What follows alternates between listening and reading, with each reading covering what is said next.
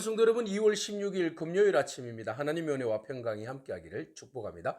좋아요, 구독 꼭 눌러주세요. 우리 천만 성도 큐티하는 그날까지 함께 달려가도록 하겠습니다. 오늘 우리에게 주시는 하나님의 말씀은 마가복음 14장 53절에서 65절까지의 말씀인데요. 우리 61절에서 63절까지의 말씀을 같이 읽도록 하겠습니다. 침묵하고 아무 대답도 아니하시거늘 대제사장이 다시 물어 이르되 네가 찬송받을 이의 아들 그리스도냐. 예수께서 이르시되 내가 그니라. 인자가 권능자의 우편에 앉은 것과 하늘 구름을 타고 오는 것을 너희가 보리라 하시니 대제사장이 자기 옷을 찢으며 이르되 우리가 어찌 더 증인을 요구하리요.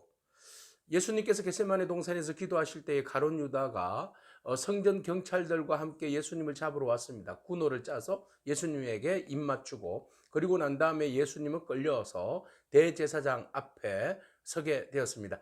이때 대제사장과 그리고 장로들, 서기관들이 함께 모여서 예수님을 신문하게 되었습니다. 예수님 제가 무슨 죄가 있단 말입니까? 그런데 그들이 이제 죄의 조목들을 찾아서 거짓 증인들을 세워서 예수님을 죽이려고 작정하고 덤벼들었던 것입니다. 여기서 보니까 대제사장들이라고 이야기하고 있어요. 대제사장은 한 명이죠. 근데 여기서 이제 대제사장은 안나스를 이야기하고, 그 다음에 한 명은 바로 그의 사위 가야바를 이야기하는 거죠.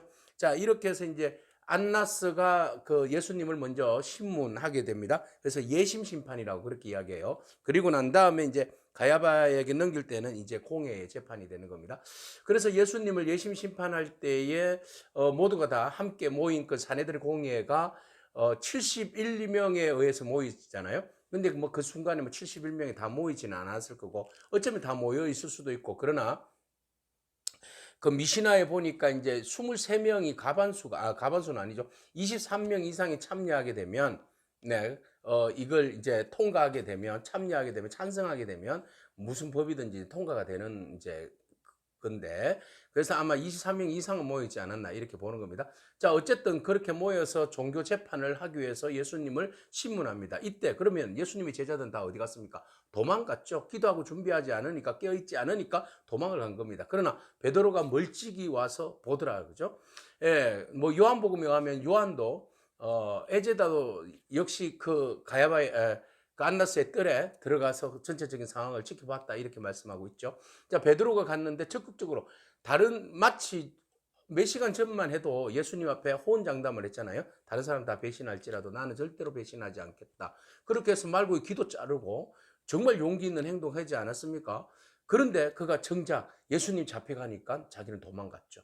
그리고 멀찍이 예수님을 지켜보고 있는 비굴함의 모습을 보게 됩니다.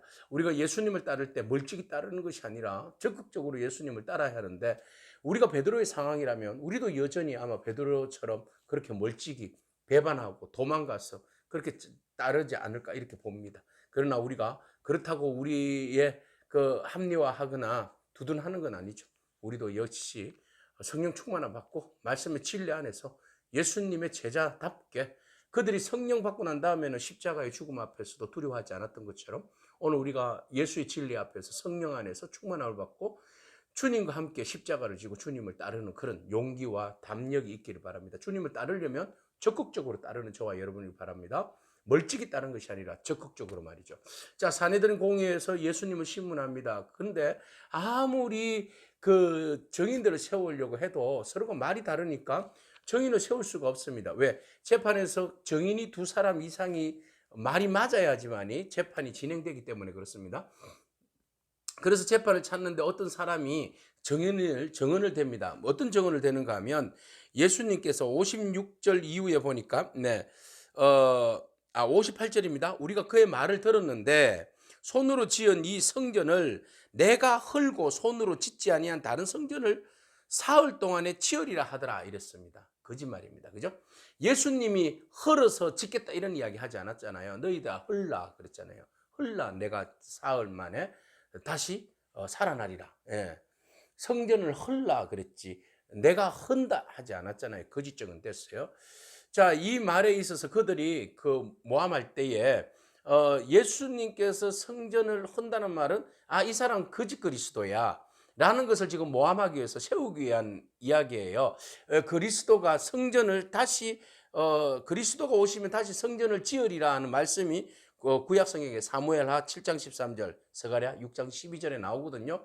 그래서 이것을 근거로 해서 예수님이 그리스도다 하니 이 사람들은 그래? 그러면 너는 가짜 그리스도야. 그러니까 네가 성전을 네가 무너뜨렸다가 다시 지은다고 그랬지. 그러면 성전에 대하여서 모독한 행위. 앞뒤가 서로 안 맞는 이야기를 하니까 이거 가지고 정인 채택을 못 하겠다. 그래서 실패 봤어요.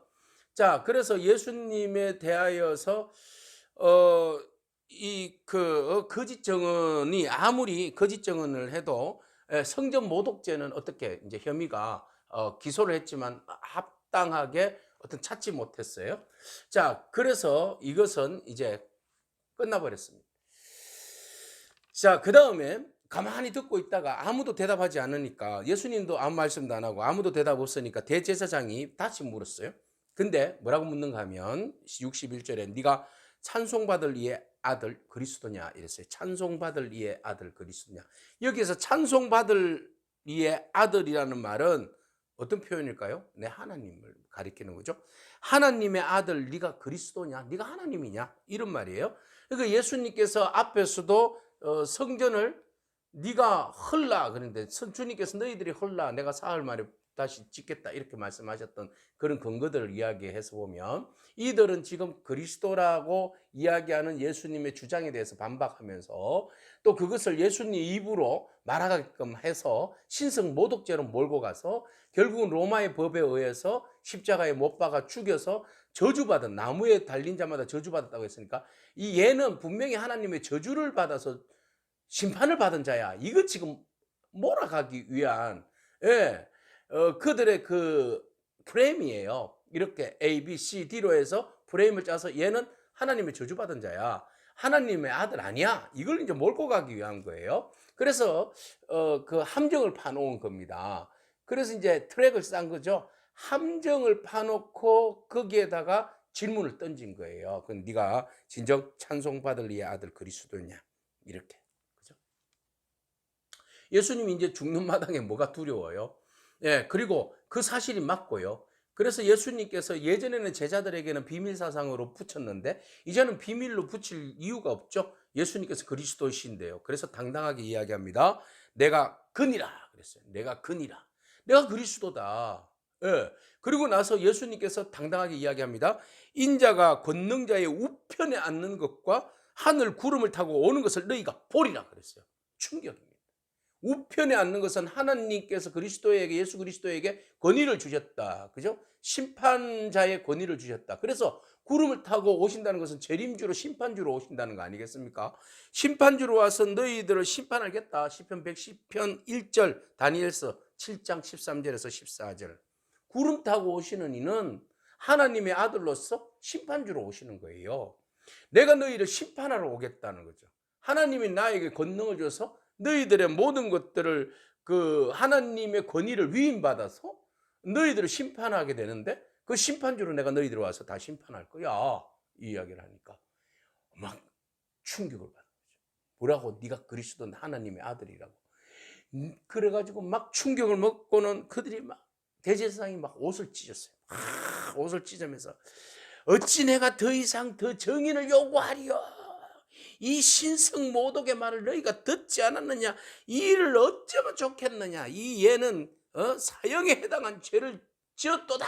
막 이렇게 이야기하니까 사람들이 이 더러운 놈, 이 신성 모독 하나님의 이름을 욕되게 한 놈을 살려둘 수가 없다 하고는 침을 팍고는 그 다음에 막 주먹 갖고 머리를 때리고 막 뺨을 때리고는 그냥 이 선지자 노릇을 해라 이놈아 이러면서 네가 선지자냐 이 거짓 선지자야 그러면서 손바닥으로 예수님의 얼굴을 막 때리고 말이죠.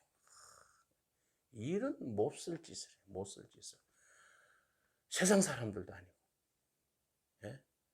종교 지도자들이 교회 안에서 그나마 믿음이 있다라고 이야기하는 사람 하나님을 찬송한다고 하는 사람들이 이 짓거리를 하고 있는 거예요. 너무 슬픈 이야기. 너무 가슴 찢어지는 이야기. 그 모멸을 당하시는 주님. 그게 그리스도인의 운명이에요. 어쩔 수 없잖아요. 제자의 길은 그렇게 모멸을 당할 수밖에 없잖아요. 오늘 우리가 대제사장이 예수님에게 네가 찬송받을 이의 아들 그리스도냐라고 물었을 때 내가 그다. 라고 당당하게 말씀하셨던 것처럼 오늘 네가 찬송받을 이에 그리스도를 믿는 그리스도인이냐? 라고 물을 때에 그렇다. 세상 앞에서 우리가 그리스도인임을 당당하게 드러내기를 바랍니다. 세상이 아무리 기독교를 욕하고 교회를 욕하고 진리를 욕한다 할지라도 진리는 진리입니다. 욕한다고 해서 진리가 폄하되거나 진리가 거짓이 될 수는 없잖아요. 그죠? 세상이 핍박할수록 더 담대하게 내가 그리스도인인 것을 세상 앞에서 자랑하고 증거할 수 있는 그런 정체성을 가진 그런 저와 여러분이기를 축복합니다. 아멘. 기도하겠습니다. 주님 감사합니다.